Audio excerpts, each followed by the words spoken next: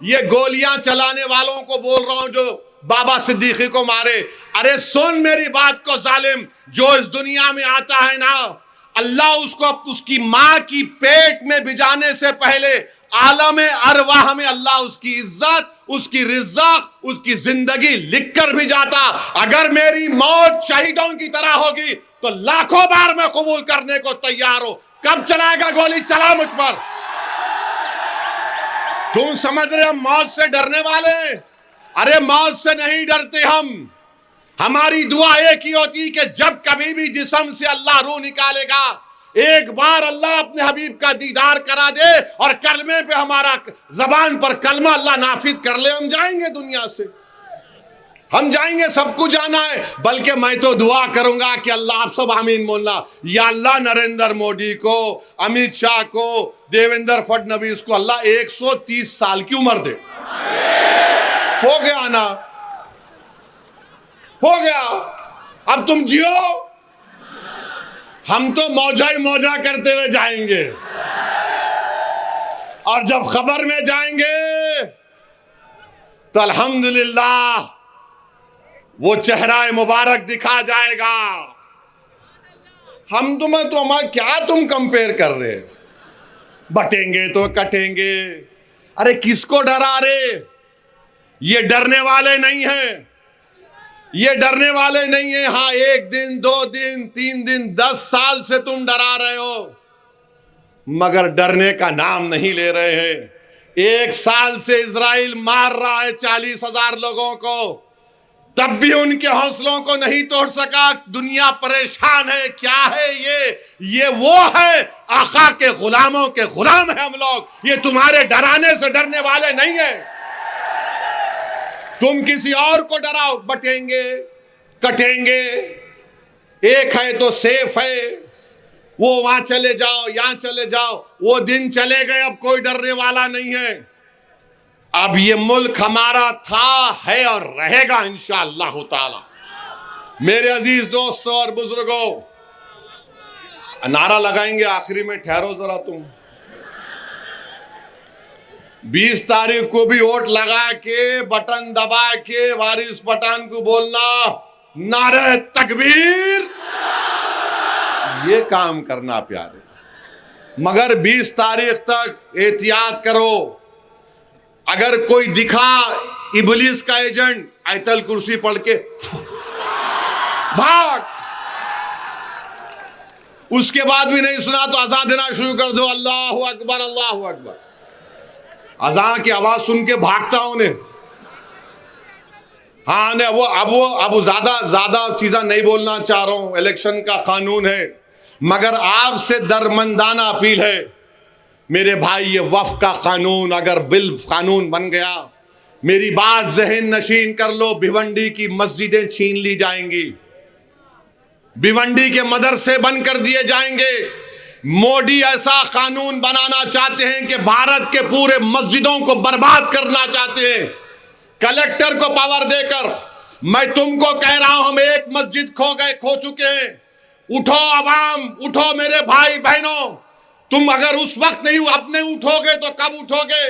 क्या तुम उस वक्त उठोगे जब तुम्हारी मस्जिद के सामने लाकर पोस्टर लगा दिया जाएगा ये वक्फ की जायदाद नहीं है? क्या तुम उस वक्त उठोगे जब कब्रिस्तान पर नोटिस लगाई जाएगी कि ये वक्फ नहीं है? क्या तुम उस वक्त उठोगे जब तुम्हारी खानखाहों को बंद कर दिया जाएगा? क्या तुम उस वक्त उठोगे जब दरगाहों को मुखफ़िल कर दिया जाएगा? उठो, ये वक्त उठने का है। ये लड़ाई तुमको और हमको लड़ना है। कोई आकर वक्फ को बचाने की लड़ाई नहीं लड़ेगा। अगर हम इस चुनाव में जहां पर मजलिस के उम्मीदवार है वहां कामयाब करेंगे तो यकीन जानो इंशाअल्लाह ताला हम वक्फ की जायदादों को बचा पाएंगे, वरना नुकसान हमारा होगा। अब के जो फैसला होगा वो यहीं पर होगा। अब के जो फैसला होगा वो यहीं पर होगा। हमसे अब दूसरी हिजरत नहीं होने वाली। जो पाकिस्तान जाना था चले गए, जो वफादार थे तुम्हारे मोदी के और उद्धव ठाकरे के सामने सीना तान कर खड़े होकर बोल रहे हमारा हक हमको मिलना, अब हम मस्जिद को जाने नहीं देंगे, वक्फ को छीनने नहीं देंगे। अब इन्हें बोल रहे जाओ, नहीं जाते। क्या करते तुम? गोली मारते मारो गोली, जेल में डालते डालो जेल में, मगर तुम्हारे इन बातों से अब कोई डरने वाला नहीं है।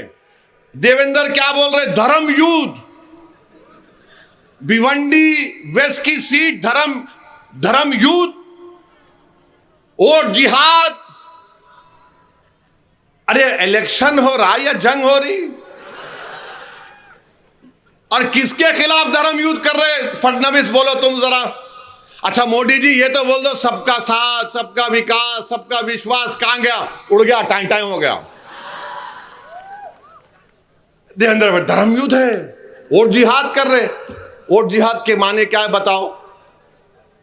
अरे जिहाद तुम जानते नहीं। जिहाद अगर किसी ने किया ना, फडणवीस, अल्लामा फजल हक खैराबादी ने अंग्रेजों के खिलाफ किया था जिहाद का फतवा देकर।